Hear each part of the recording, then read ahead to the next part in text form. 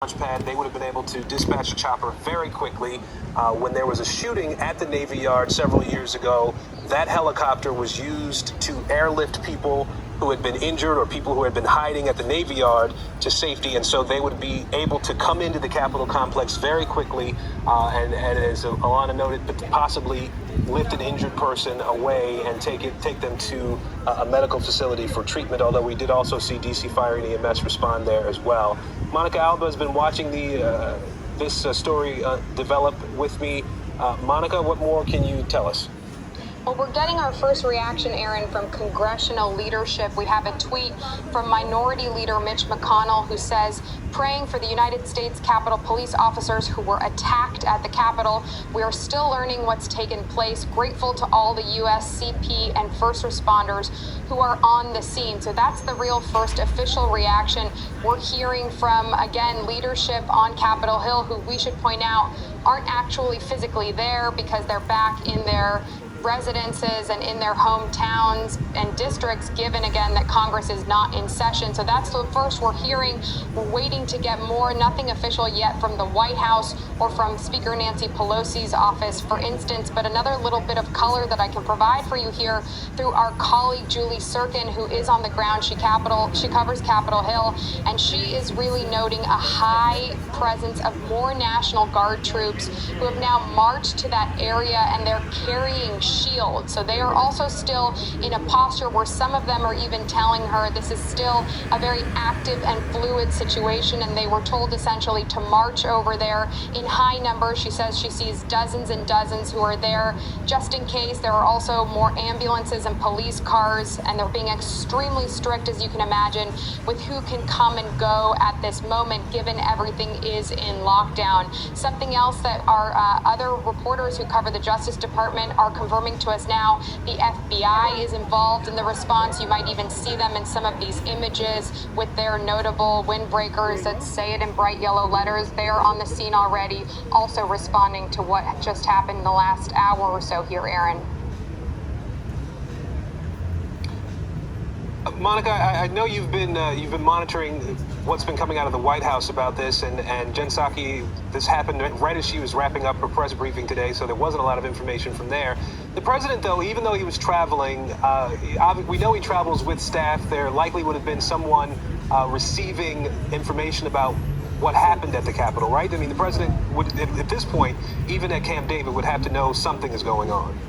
Absolutely, and I can tell you actually exactly who the president and first lady are traveling with. That's typically something the White House would release anyway on any given movement. They let us know which group of personal aides and other support staff are accompanying him. And on something like this, even though it's a holiday weekend, he's the president of the United States, he's always going to have aides around him who can bring him up to speed on national security issues domestically and internationally. So today he is accompanied by Bruce Reed, who's the Deputy Chief of Staff, Johannes Abraham, who is associated with the National Security Council, Anthony Bernal, who's an advisor to the president and the First Lady, and then Stephen Gopher, who is also a personal aide. So those are just the people who basically would be with him on Marine One, and then once he has arrived at Camp David, which he did in the last hour or so, they are never far away in case anything like this happens, and they're the ones who are going to be coordinating the information flow to the president, and then of course making decisions about whether the president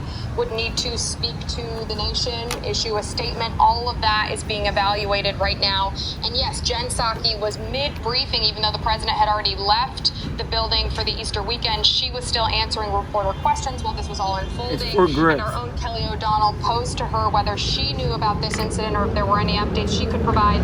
She said she would check and get back to us, given again she was basically briefing as this was still developing. But she was also quick to point out that again, with any issue, the president is always accompanied by people for this very same reason, so then they can brief him and then they can make decisions about what would happen next. I think it is notable, like with any of these very fast-moving law enforcement situations, Aaron, they're taking their time, at least from this perspective, to try to gather more information, learn more before issuing any kind of statement.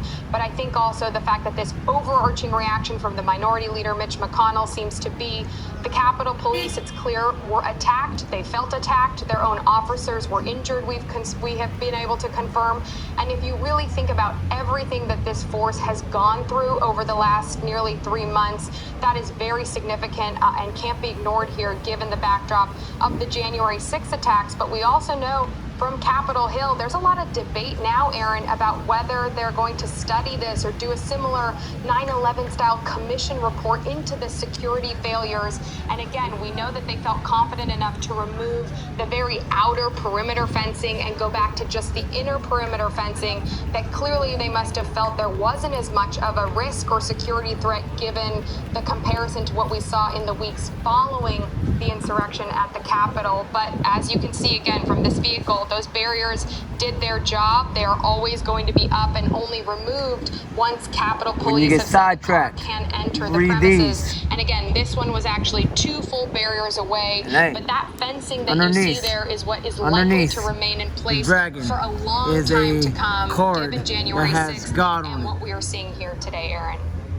All right, Monica, hang with us here. I want to stop down for a bit here and just sort of reset a little bit for you. First, the picture, the larger picture you're seeing on your screen here is just outside the fencing, the barricade that was put up in the beginning of this year, January 6th riots that we saw there. A large law enforcement presence here.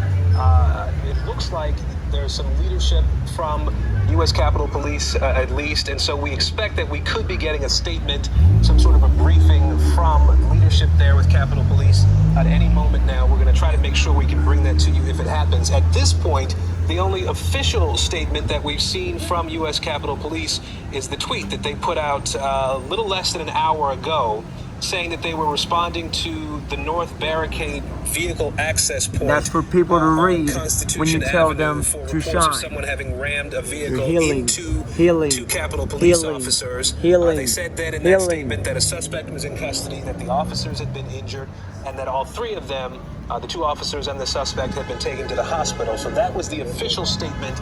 The only official statement we've gotten from U.S. Capitol Police as the story has been unfolding.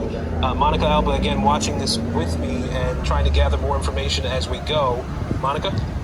Aaron, we're learning more from our colleagues Tom Winter and Jonathan Dienst, who of course covers New York City, and they are reporting that the suspect in the U.S. Capitol attack that we've seen here is dead after being shot by police, citing multiple law enforcement officials who were briefed on the investigation. So again, that's coming from our own NBC News investigations team, that the suspect does appear to be dead. So that is a headline here that of course we could be getting more details on, as you mentioned, once we hear an actual briefing from officials. But we're also learning more from senior law enforcement officials who tell my colleagues that it does appear one of the officers was slashed in the face by this knife-wielding suspect.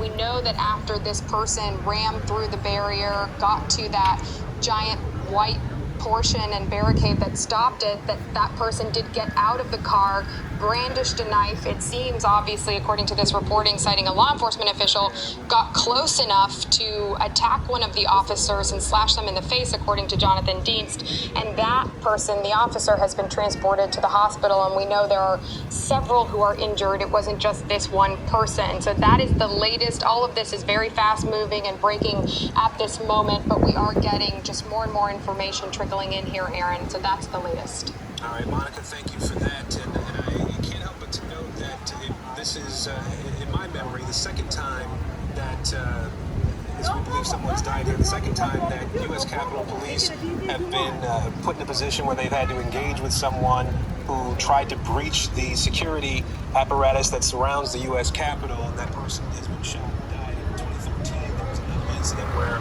a car approached the U.S. Capitol, refused some of the orders to stop, and then slammed into a barricade before the woman who was in that car at the time back in 2013, who was then shot and died as a result of having come into the Capitol complex the way that she did.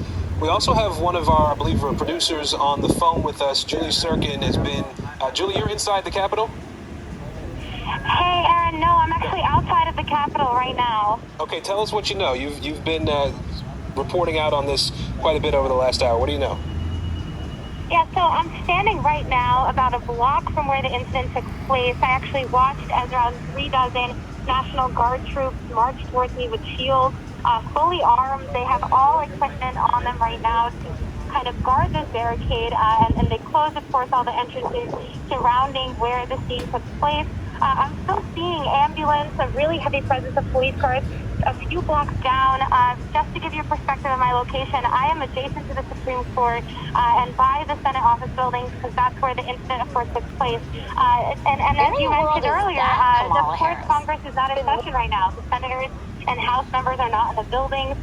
So when this breach happened, there was no one from government inside the building. But right now outside, it's a really chaotic scene.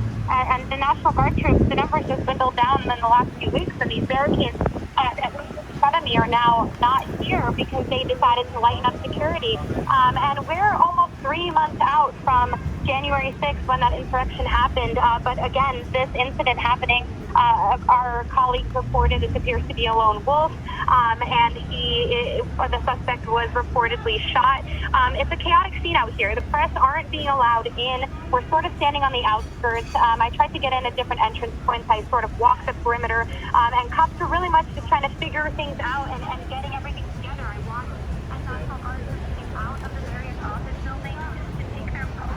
They're fully armed, and it appears to be a pretty chaotic situation right now as things are unfolding, and they're trying to secure the perimeter here, Aaron.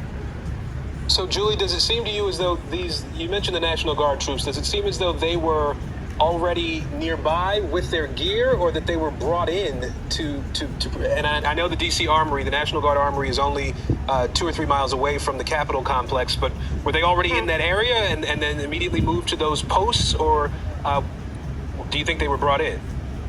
So that's a good question. Of course, there were some National Guard troops remaining, obviously nowhere near the levels they have been after the attacks, but they did lessen the Guard presence in the last few weeks, and I watched, like I said, them coming out of the office buildings. Them coming out of the office buildings, actually going to the scenes, and I cover Congress, so I see the troops here every single day.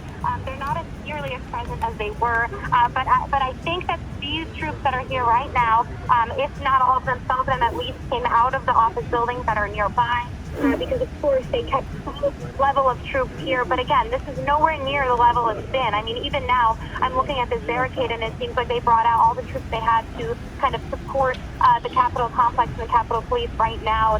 There's about 3.5 dozen of them here, and I watched them march from the scene where the ambulances and police cars still are right now. And Julie, what's their posture? We saw in some of our live pictures that they were wearing their what looked like riot gear. They had shields, they had helmets that were with masks pulled down. Have they taken on a defensive posture as though they're blocking something, maybe anticipating something, or are they just sort of there just in case? Yeah, I mean, it's hard to say, right? Because their job is to always protect whatever assignment they're deployed to, but they are in full riot gear. They have face shields, they have regular shields, they have their weapons in tow, multiple guns, even the officers here, and they're kind of standing in front of the barricade in one line. Some officers on the outskirts appear, not as tense, not as kind of ready to spring into action, but the ones that are blocking the fences here, this is usually on a typical day where traffic can pass through. They're standing in the entrance in the far right sort of the Senate side of the Capitol complex. Those of you who aren't familiar with it, it takes up a pretty large amount of space, and like I said, the Supreme Court is right to the left of them. So where this incident took place is in a saturated area on a typical day when the Senate is in session. And even when I walked around on the House side of the Capitol, which is of course on the opposite side of where this attack took place, the cops there told me, you can go in this side, and they said, never mind, no, you can't. And I was sort of walking in circles, just, showing them my congressional press badge, and then eventually they said, you're not allowed to enter anywhere near here. So in the last 20 minutes or so, when the National Guard troops marched up to the barricades here, President this is still unfolding. Or Biden like I said, the Jr. troop spoke level today to definitely decreased President, in the last few weeks. But there are whatever the hell his name is, Zelensky of Ukraine. President Biden affirmed the United States' unwavering support for the Ukraine's sovereignty and territorial integrity in the face of Russia's ongoing aggression in the landed, or at least to come to the always Capitol read it out complex. loud. Were you able to see or hear any helicopters in the time that you've been there? Yes. So actually, even now, just a few moments ago, I heard and I saw helicopters swirling around, really, in the last hour or so, trying to take a better look at the scene as this was all unfolding. One officer, even just a half an hour ago, I asked him if it was still an active shooter situation before we knew that the suspect was apprehended, and he told me he honestly doesn't know.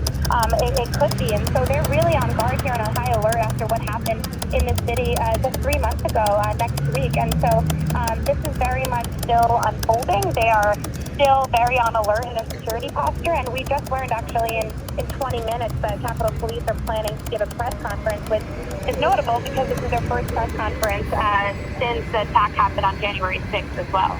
Absolutely. Julie, I'll give you a moment to look around a little bit more and see what else you may be able to report for us. We'll come back to you. Alana Treen, a reporter with Axios, is also joining us right now. Alana, you've been working some of your sources as well. Have you been able to gather more information? I have, yes. I think the thing that is raising a lot of eyebrows now is that U.S. Capitol Police, as Julie said, is going to be holding a briefing now around 2:45 p.m. is what they're aiming for. And this is a big deal. One of the biggest criticisms of U.S. Capitol Police in the fallout of the January 6th attack was that they weren't transparent. They weren't good at communicating what was happening on the ground in real time. They didn't hold a briefing, and it's something we've seen now in these hearings since the January 6th insurrection that they've been criticized for. And so it looks like they're starting to learn some of their mistakes and writing it now, this time following today's attack. We're still trying to hear more. I know that there's been some reporting about the condition of the driver. I've heard from some of my sources and some of my security sources on the Hill that he does seem that when he was shot, he's now dead. I think we're still waiting for confirmation from U.S. Capitol Police on that. But it is something that more and more some of my sources and other networks that I see are reporting. I think we'll hear more about that at the 2:45 briefing. And I would just note that this is, this is something that is not common at the Capitol, but we've seen this, some really scary events happen in the last few months. Following January 6th, and it's been a lot on U.S. Capitol Police and these National Guardsmen. And I think it'll be interesting.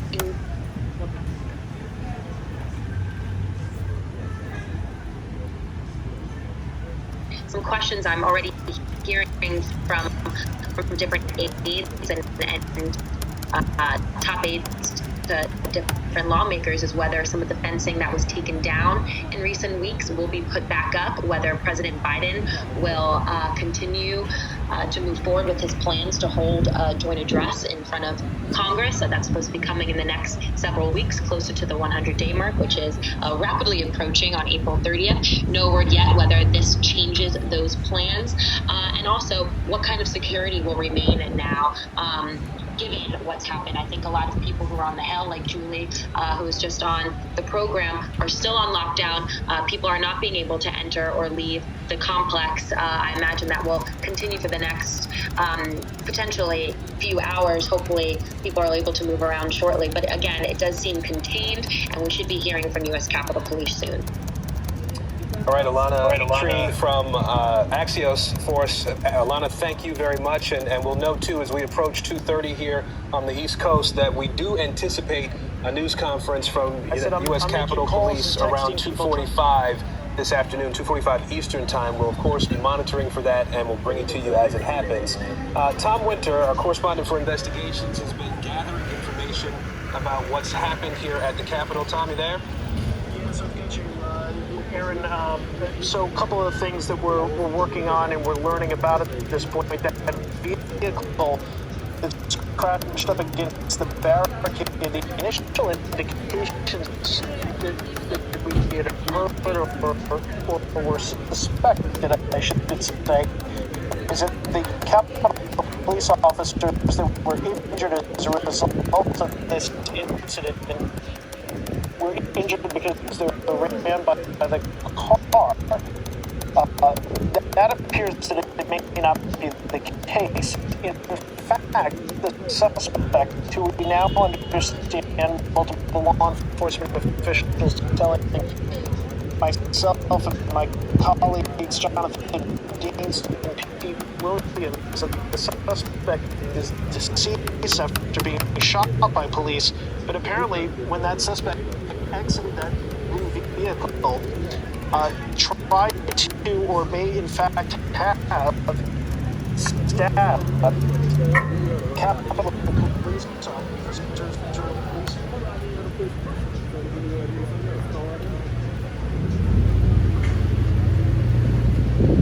One of them. And that's what may have led to their serious injuries. And then, of course, the suspect was shot by police and has now, we are told, died as a result of those injuries. Now, we don't know yet where this vehicle came from.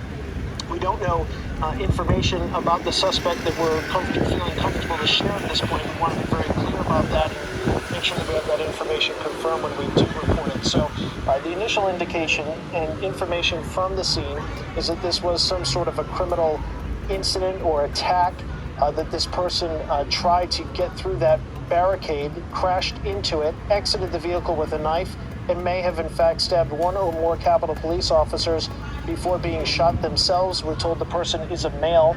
Not going to share any other information just yet as we try to confirm that, but that male suspect was shot, taken to the hospital, and has now died as a result of those injuries. As far as a motive, as you might imagine, it is far too soon to know that at this point.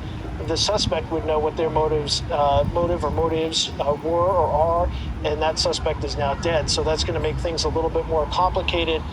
You can be assured in this day and age, with license plate readers and the information that law enforcement has at its fingertips, that who owns that car and any sort of registration information, that would be known to them already. But as we've seen in other incidents, that doesn't necessarily mean that person is the person who was involved in the incident. The vehicle could be stolen, it could be a rental car. So we are just being extra cautious on that information as law enforcement is being extra cautious to make sure they know who they're dealing with here. And that's the latest on this investigation so far. And obviously we're going to continue to get you some more information. Tom, in some of our earlier coverage, Pete Williams indicated that one of the officers who was injured may be in critical condition. What update do you have about the injuries that the officers in this incident sustained? Yeah, Pete's a little bit more dialed in because of being in Washington, D.C., and because he's Pete, to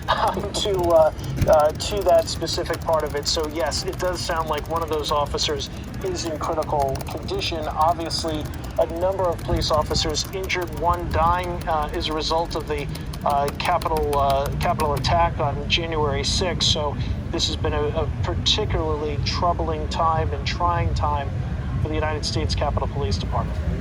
Tom, you sort of referenced the fact that the law enforcement on the scene here likely already know who the person who was in that car is and have started to check into the vehicle itself. Would that sort of indicate that there are tentacles, the FBI, for example, that are now sort of reaching out into wherever to figure out who this person was, what their motive was, who they know, and try to get some answers outside of the scene that we're seeing in these live pictures?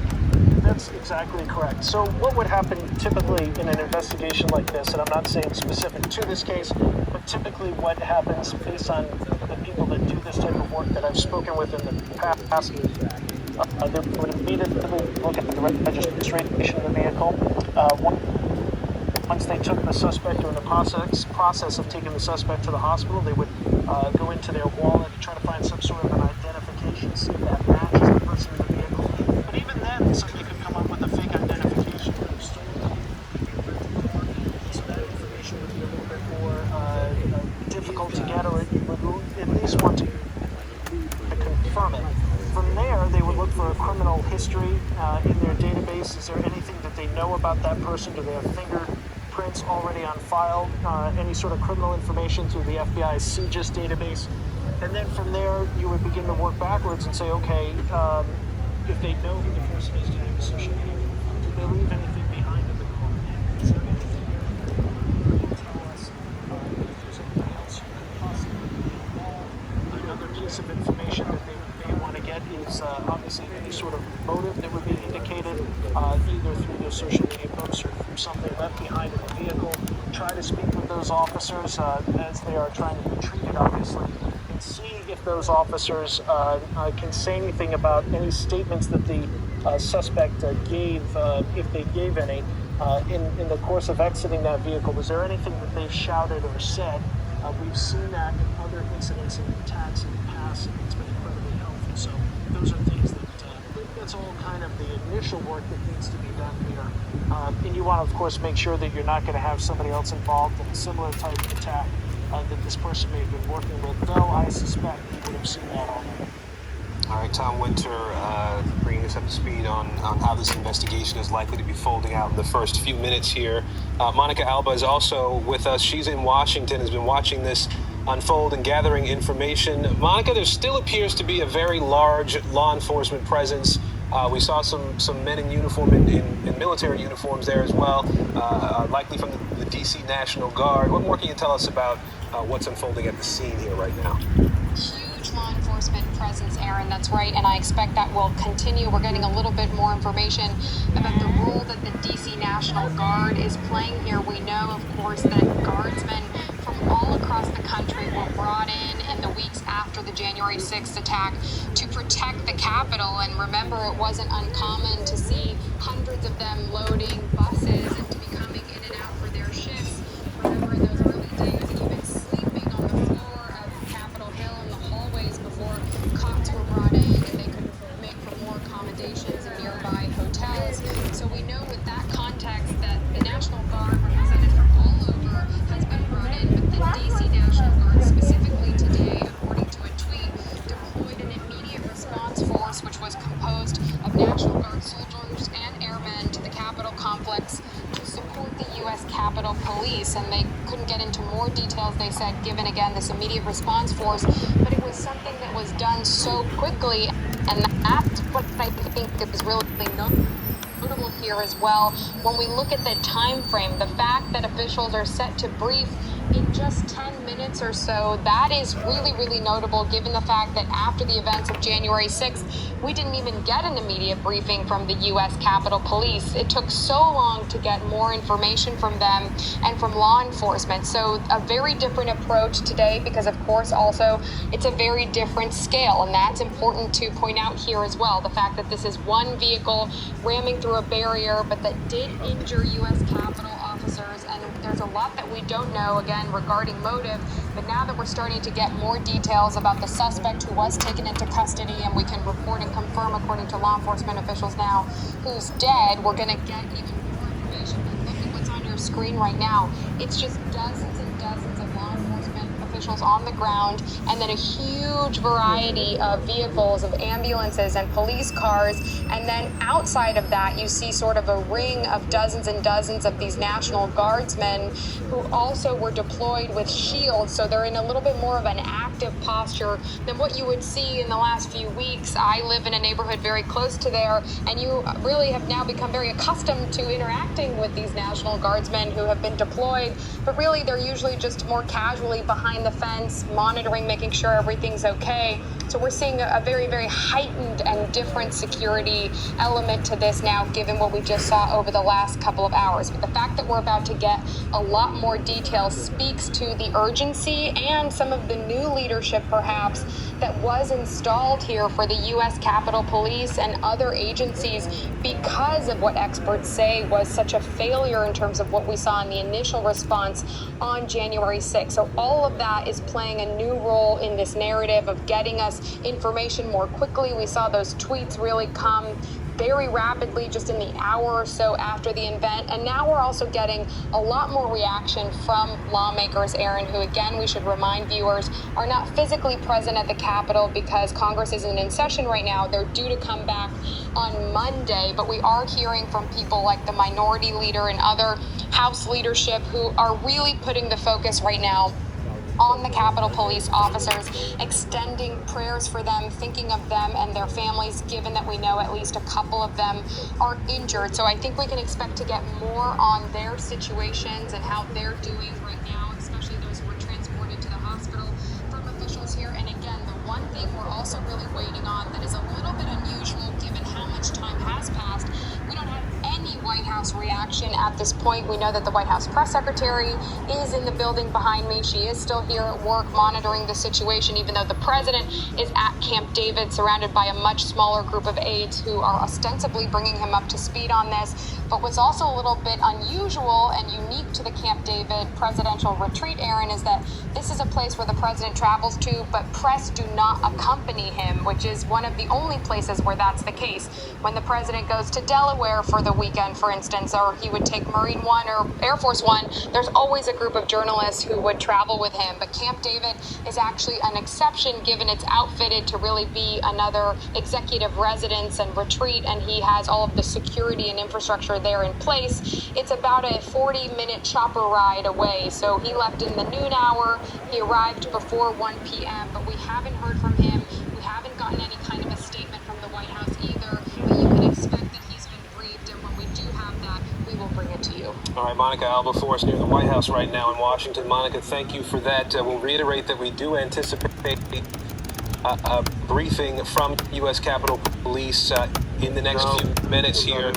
I want to bring in Jim Kavanaugh, who is an MSNBC News contributor, retired ATF special agent in charge, former hostage negotiator. Jim, you and I have had a few conversations and instances like this where we've watched scenes of this nature unfold. I want to just get your expert perspective on what's happening in Washington right now. Well, it looks like a one-person attack with a vehicle against the police officers. They would be at the gate that you saw just when you pan back from that steel barricade that's implanted in cement. That's a hydraulic barricade. When that thing goes up, nobody's going to bust through that. But there's a gate in front of that, maybe 40 feet or so, and that's where the officers would normally be. They would not be standing by that metal barricade. So, if the car hit the officers, then continued past them, crashed into that barricade, of course airbags went off, the truck flew open, front is smashed, and then the assailant exits the vehicle. People reported that the Capitol Police officer slashed in the face with a knife, and the assailant was shot, and now he's deceased. So that sounds like what's transpired. An attack with a knife and a car first, then a knife against the uniformed police officers looks like what we have. Is it in his mind an attack on the citadel of democracy, or is it an attack on the uniformed police, or is it just a suicide by cop? We don't quite know yet.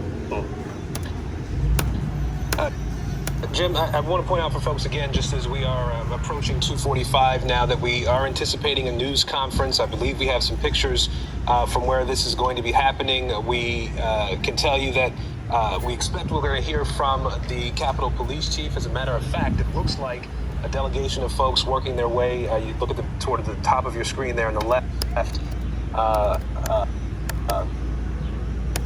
Those are the sorts of uniforms that you anticipate leadership wearing, and so I would expect that we're going to hear from U.S. Capitol Police Chief Pittman, the acting police chief there at the Capitol, when we do get some more information about what unfolded here at the U.S. Capitol, along with some people from the FBI. Other folks have been brought in.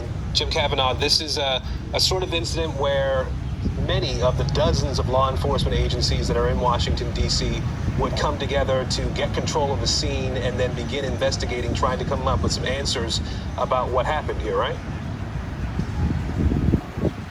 All right, so we may have to... Jim, you there? Go ahead, Jim. Yeah, I'm here. Yeah. So the United States Capitol Police has their own detective bureau, and you see those detectives are walking around the car already. And so, they start the investigation. They'll be assisted by the other agencies, of course. But, it's their ticket, as we say. They're the first ones. It's their man or woman that was assaulted, and they're going to start the investigation right there. Now, the other agencies are going to help them make sure there's no... the Capitol Police has their own bomb squad, and they're very good, so they're going to make sure that their car is not going to have a bomb in it. Jim, how much more difficult is it in an instance like this where the suspect is dead? And you as a law enforcement agency, there's no person to interrogate. You have to figure out other ways. Actually, Jim, an NBC News special report beginning right now.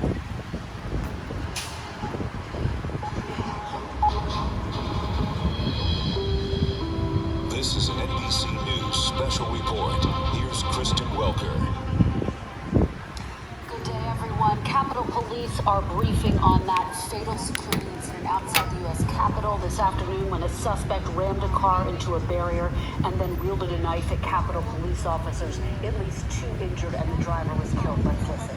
Exited the vehicle with a knife in hand. Our officers then engaged that suspect. He did not respond to verbal commands. The suspect did start lunging toward U.S. Capitol Police officers, at which time U.S. Capitol Police officers fired upon the suspect. At this time, the suspect has been pronounced deceased. 2 U.S. Capitol Police officers were transported to 2 different hospitals, and it is with a very, very heavy heart that I announce one of our officers has succumbed to his injuries. We are not able to release any information, names, age, date of birth, or anything of that nature at this time, because we still have to notify the next of kin. I just ask that the public continue to keep U.S. Capitol Police and their families in your prayers. This has been an extremely difficult time for U.S. Capitol Police after the events of January 6th and now the events that have occurred here today. So I ask that you keep our U.S. Capitol Police family in your thoughts and prayers. At this time, I'm going to turn it over to the Metropolitan Police Chief, Mr. Robert Conti, for the Metropolitan Police Department's portion of this investigation. Thank you.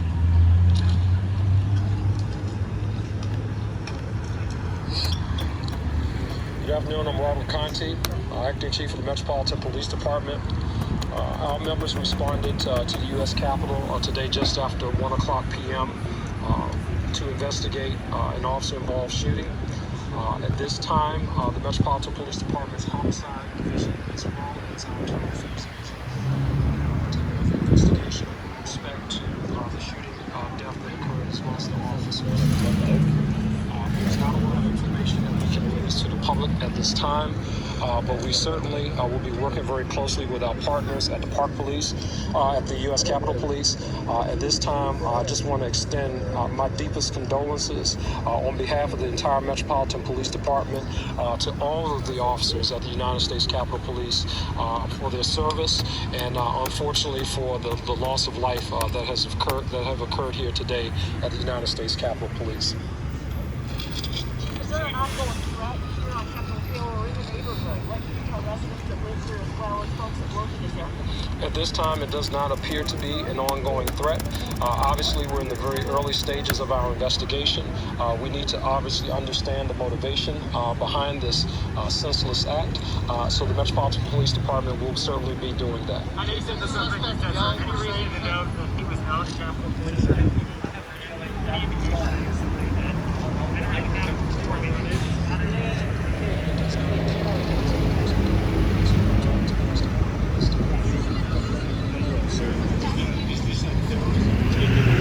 It does not appear to be terrorism.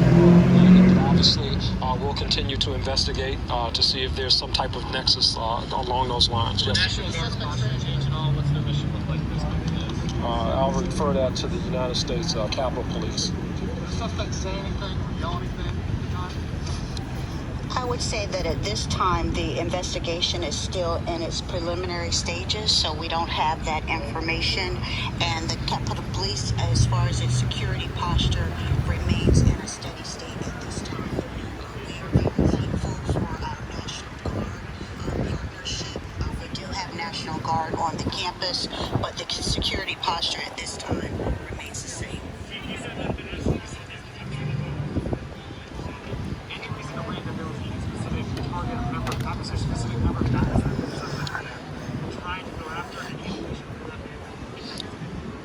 We do not have the suspect on file with U.S. Capitol Police, so there's no indication at this time that there's any nexus to any member of Congress.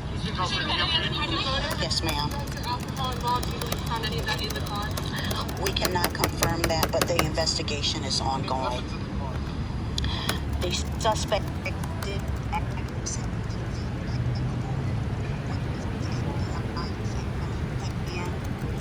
and at that time he started to lunge toward, run aggressively toward U.S. Capitol Police Office.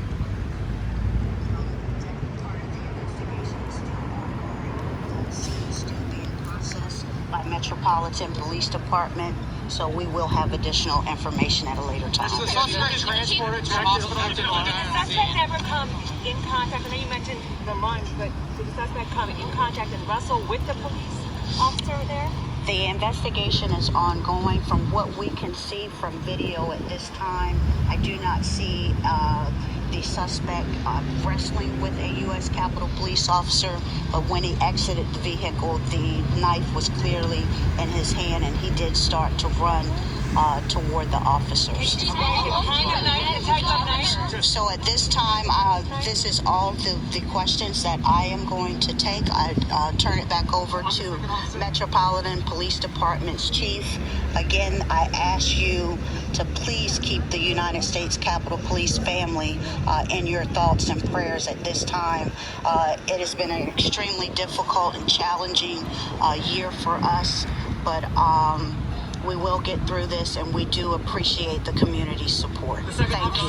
Can you give us an update on the second officer's condition? Hey folks, we understand that you guys have a lot of questions. Obviously, this is a complex investigation. We are going to be putting out more information as we can on social media, and if we decide to do any more briefings later on, we'll of course let you guys know right away. Thank you. Chief, can you give us an update? Chief Conti, can we ask you one more question? Sure.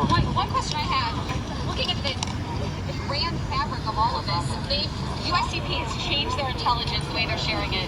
They've been doing what they can to try to beef up the security here, and still they're under attack. What is the answer? Yeah, well, I think, just part of our responsibilities and duties as law enforcement officers, we're here to protect and serve community. Clearly, this was someone who was actively trying to just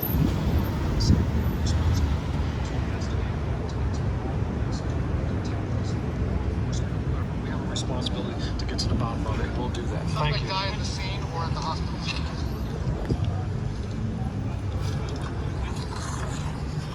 And you have been listening to Capitol Police describe the tragic events as they unfolded just a short time ago outside the U.S. Capitol when a driver rammed into the barrier, lunged at two police officers.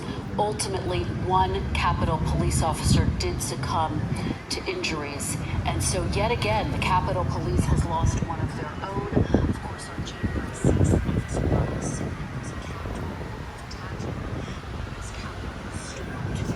he passed away, and so the Capitol Police has been mourning for quite some time, and now here yet again.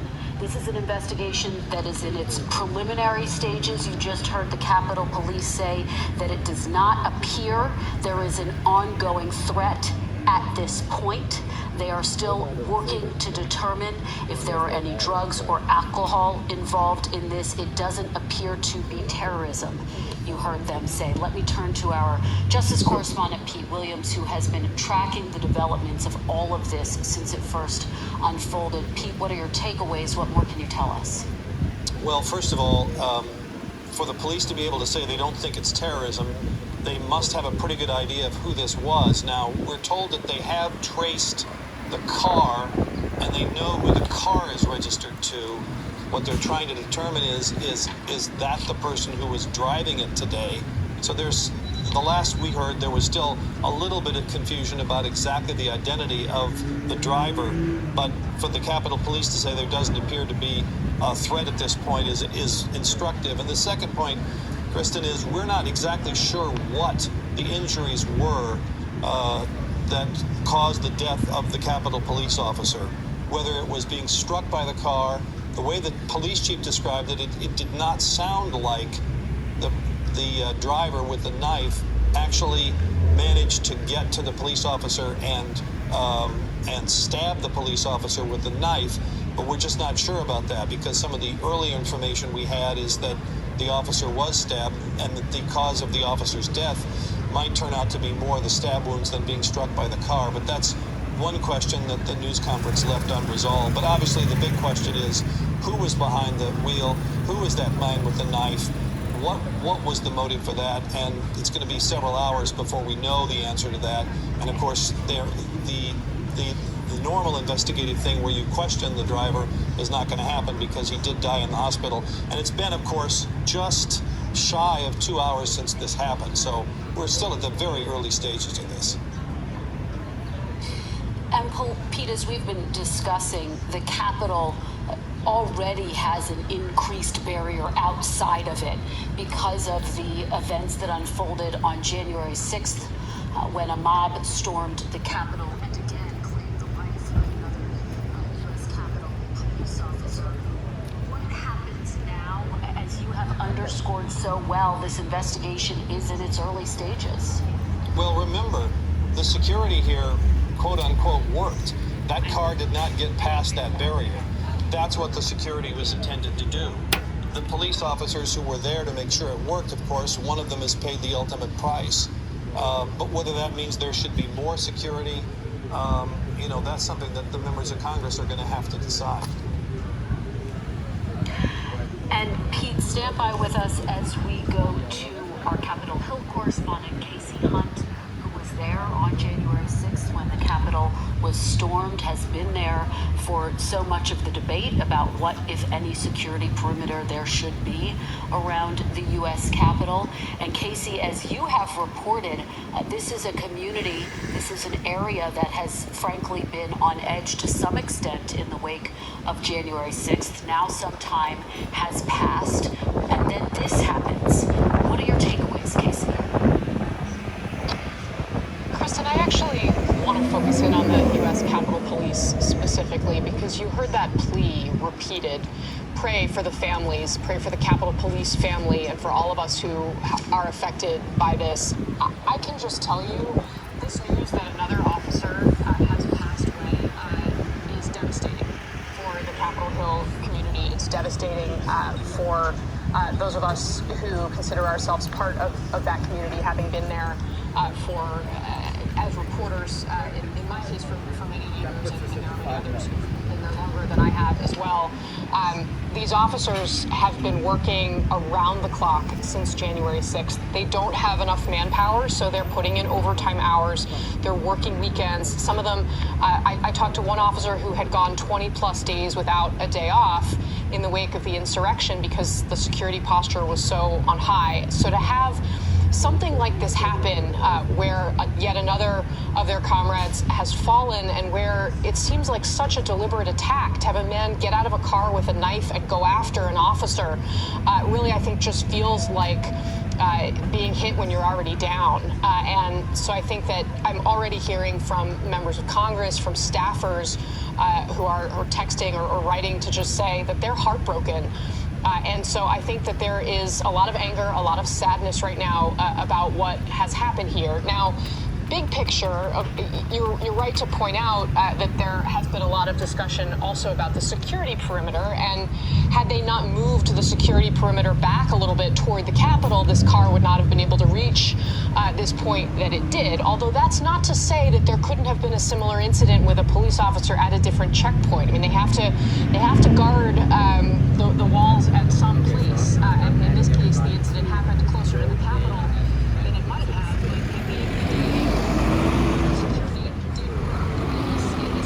Now, the other piece of this is, in the past, there have been incidents that have nothing to do with politics that occur near or around the Capitol that simply because of the nature of the city that we live in here in Washington, you can have a completely random event happen in proximity to power.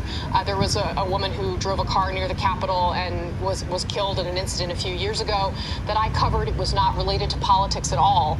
obviously, because of the climate, because of January 6th, it's a completely different situation now, and there is this very high alert. Now, the other thing I would pick up on as well that we learned in this briefing was that this person was not on the radar of Capitol Police. So Capitol Police have a very specific mission. It is to protect members of Congress. They don't have really any other, even the building, as you saw during the insurrection, is secondary to the members. And so they track every threat that members get. So they're following people who perhaps are showing up at offices in their districts, who are sending threats, who are leaving threatening voicemails. It's really increased in the wake of January 6th, and at the end of the Trump presidency, people started getting many more threats than had been normal in the past. But what they said is that the suspect is not in that database, is not on their radar as someone who has persistently threatened a certain member of Congress or members of Congress. So I thought that was an interesting data point, and I'm sure Pete and others will have more reporting on this as this investigation unfolds. I think the big question for everyone simply is was this a politically motivated attack or was it not? Kristen. Casey, really important point. Let's head to former FBI Assistant Director for Counterintelligence and NBC National Security contributor Frank Figliuzzi. Frank, pick up on that point that Casey raises for us. I want to be in question now. What are investigators going to be focused on? This is a full identification and intelligence investigation at this point. Who is this person? Who are they affiliated with, if anyone? What is a criminal history? What is the intelligence history? Do they appear in any FBI or other law enforcement or intelligence database? How did they get here today? Do they own weapons? Is there a history of mental health? Search warrants will be drafted almost as we speak for any residence or place of business that he is associated with. So they will grab devices, computers, phones, etc. They'll exploit anything in his pockets, any devices on him, all in an attempt to see why he did this and who he is.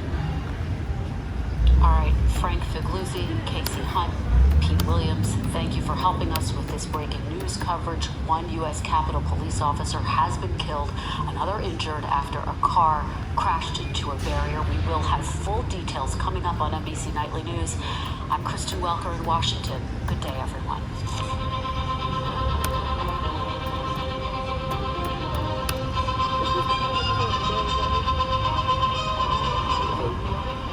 Here? I'm Aaron Gilchrist in New York. You're watching breaking news coverage out of Washington, D.C. on NBC News Now, where we've learned that for the second time this year, a United States Capitol Police officer has been killed in the line of duty. A second person, a suspect in this case, has also died. That information coming from the acting police chief of U.S. Capitol Police during a short briefing that they gave a few minutes ago.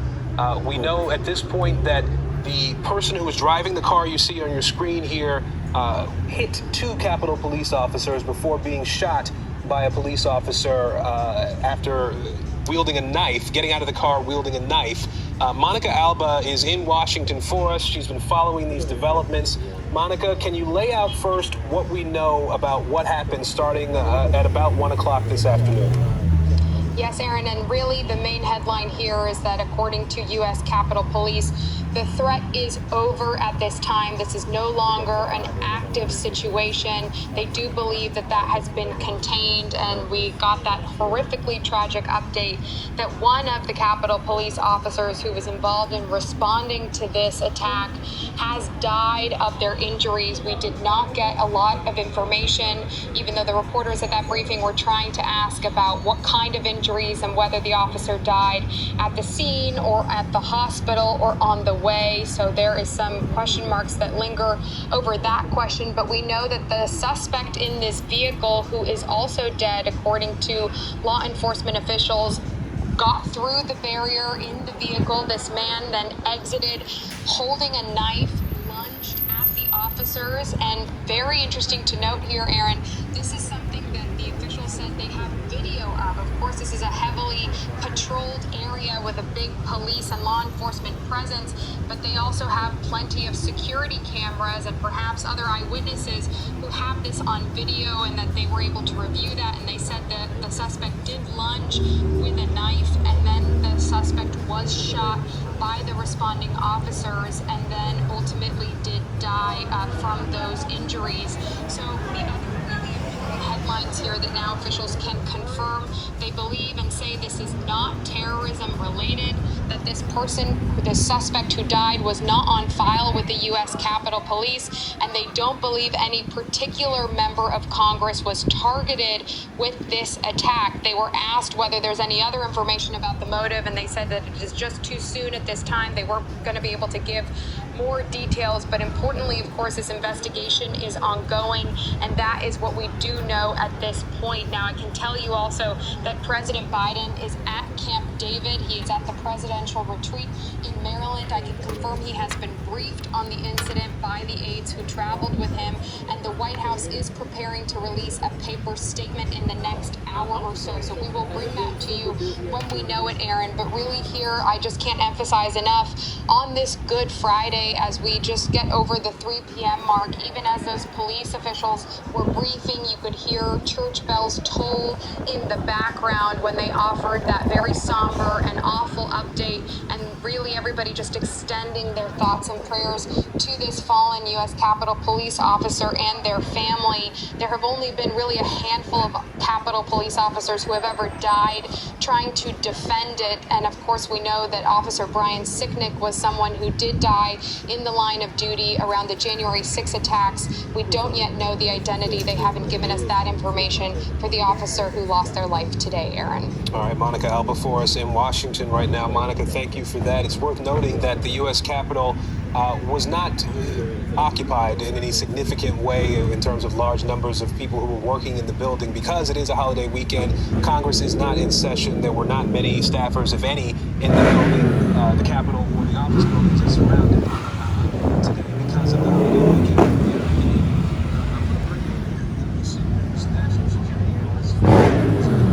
Who's been watching some of this unfold as well. Frank, just your initial impressions about what we've learned so far, and what you would be able to tell us about what's happening now.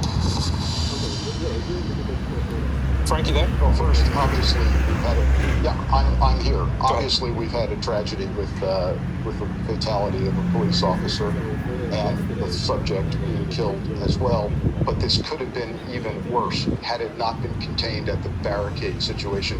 What's happening now is a full-blown investigation and intelligence operation. By that, I mean everything possible that can be learned about the subject, where he came from, how he got there, why he did this, whether or not he's affiliated with any domestic or international terrorism, whether he has a history of mental illness or his purpose or his explosive histories.